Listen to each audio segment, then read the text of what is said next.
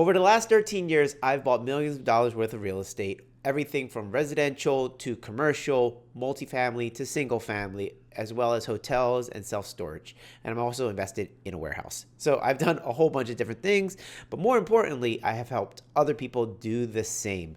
So over the years, I've learned a whole bunch of things that helped me have a wonderful career. And I've also seen a whole bunch of people crash and burn. And so today I wanted to share with you guys 7 tips on how to have a great real estate career. I kept it to 7 because people like odd numbers, and also this list is not going to cover everything, but it is a good start. So if you are a brand new real estate investor, this video is for you. And if you've been investing for a while, you may still learn something. All right, let's get right into it. Tip number 1 is don't be an undercover real estate investor. And what does that mean? Let everybody know what it is that you do, because you never know who has a property for sale. Also, you never know who has money to lend. So whether you're trying to buy more properties and you need more deal flow, or you need more money, it's good to let everybody know what it is that you're doing. A lot of times I tell my students to raise money and they say, I don't know anybody with money. And the thing is, I go, how do you know that? And they're like, well, nobody tells me that they have money. And I'm like, why would they tell you if they don't know what it is that you do? If they don't have a reason to tell you why they have money, then they're not just going to volunteer that information. So it's important that you tell everybody what it is that you do, and then people with money will say, hey, I've always thought about real estate investing. Can you help me? And that is your in. All right, the next tip for you, tip number 2, is to master one of these 3 things. That's generating leads, raising capital, or running operations. Every deal will require a lead that gets funded with capital and then somebody to run the operations. So if you master one of those 3 things, then you get to bring that expertise to someone else's deal. You don't actually have to do all 3 things. A lot of new people start trying to figure out all 3, and then they do every one of those kind of lukewarm. But if you master one, then you can participate in other people's deals, and those deals could be much larger. If you're fantastic at finding new leads, then you can find somebody who has the money, and then you can find somebody else who can run the project. And then together, you guys can do the deal. Or maybe you have a lot of money, and there's always people who have deals, but they don't have any money. You can bring the money to the deal and get part of the deal. Or you could be the person who does the operations. There's going to be somebody like a wholesaler who has a deal, and then there's going to be other people who just have a lot of money. And then you can bring those 2 people together and you can run the whole thing. So either way, if you master one of those 3 components, then you can have as many deals as you want. All right, tip number 3 is to have multiple exit strategies.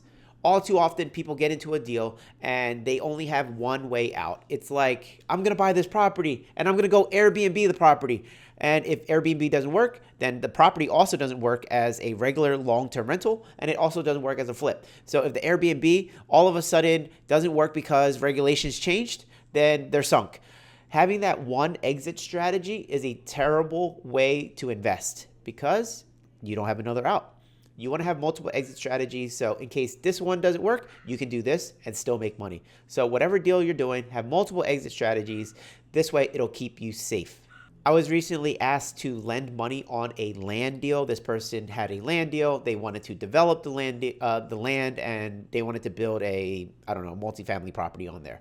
The thing is that this land deal only had one exit strategy, which is I need this person to perform. If that person did not perform, I couldn't sell the land for a profit because the amount of money I would be lending on it would be essentially what the land was worth. And then I couldn't rent the land out to collect rental income. So that one exit strategy made me shy away from lending on that land. Now, if that land could have been used for a mobile home park as well as develop a multifamily property, then there you go. That's 2 exit strategies. But this plot of land did not have that, so I had to say no. So whatever deal you're looking at next, make sure you have multiple exit strategies like a rental and a flip opportunity so that you can stay safe. All right, we are at tip number 4, and this one is manage your risk.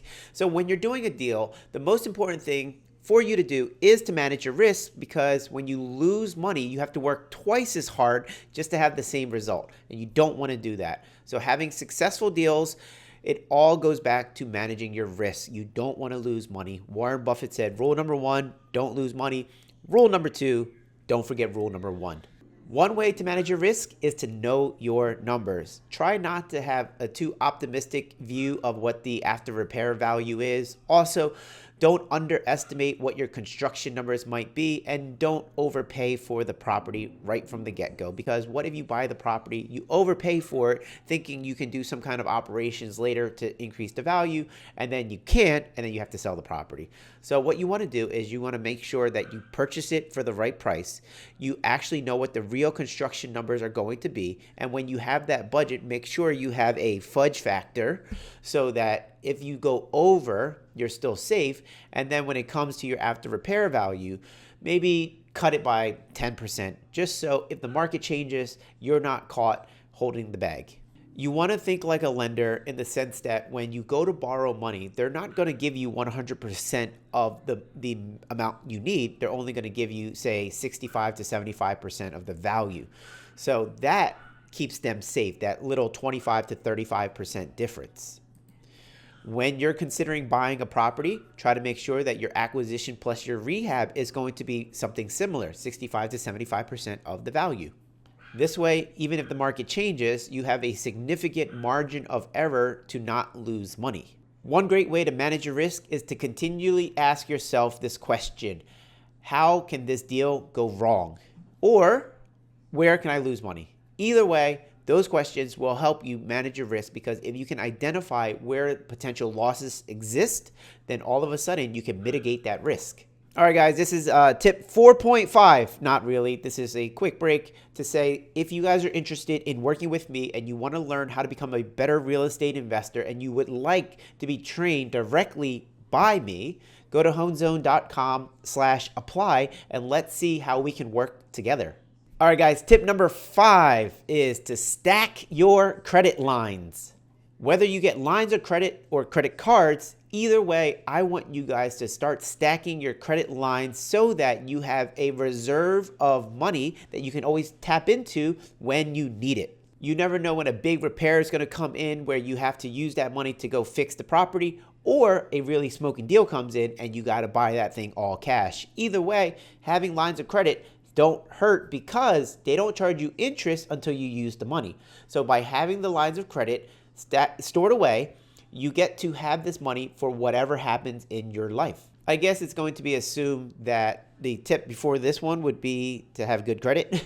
But once you have good credit, once you establish your good credit, go to different banks, go to different credit unions, and ask them about their unsecured lines of credit and credit cards so that you can use this money for whatever it is that you need. All right, guys, tip number 6 is always be closing. Anytime you talk to somebody and they mention anything about real estate, ask them if they know anybody selling a property or if they're selling a property.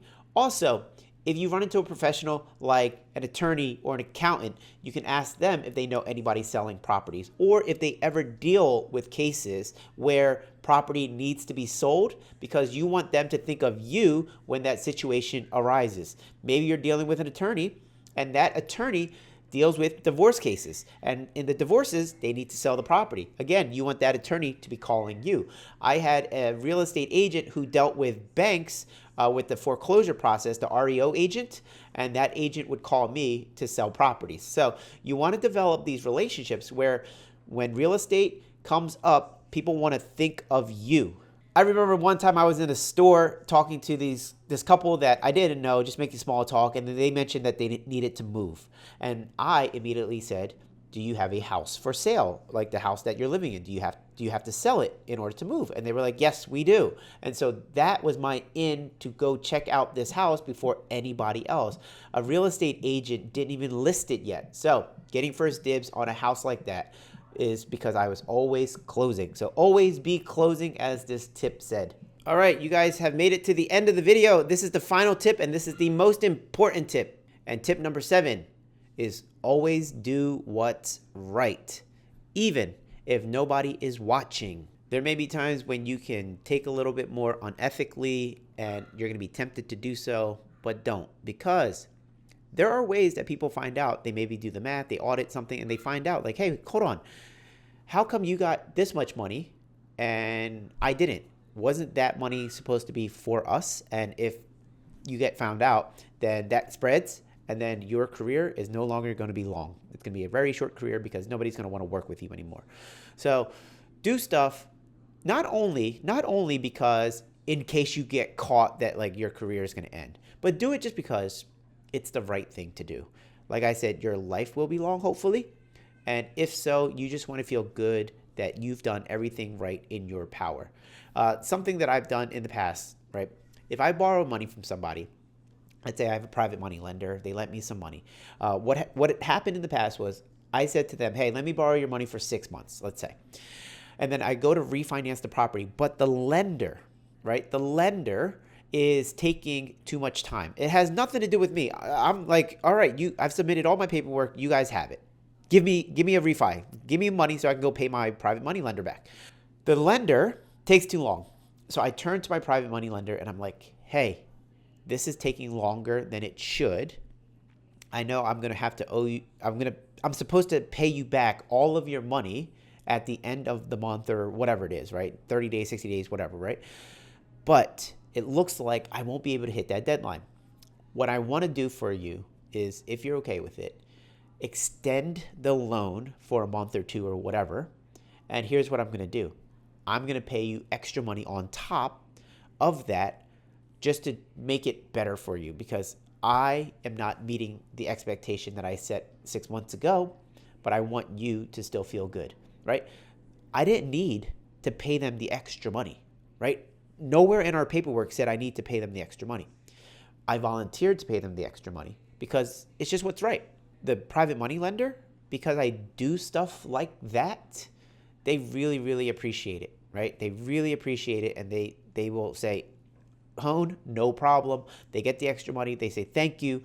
And then anytime I call them in the future for a future loan, they're like, Hone, here you go. Here's the money. We know you're good for it, right? Another thing that happened, I paid a private money lender back on time, right? It's like, okay, the money is due here. I send them the check.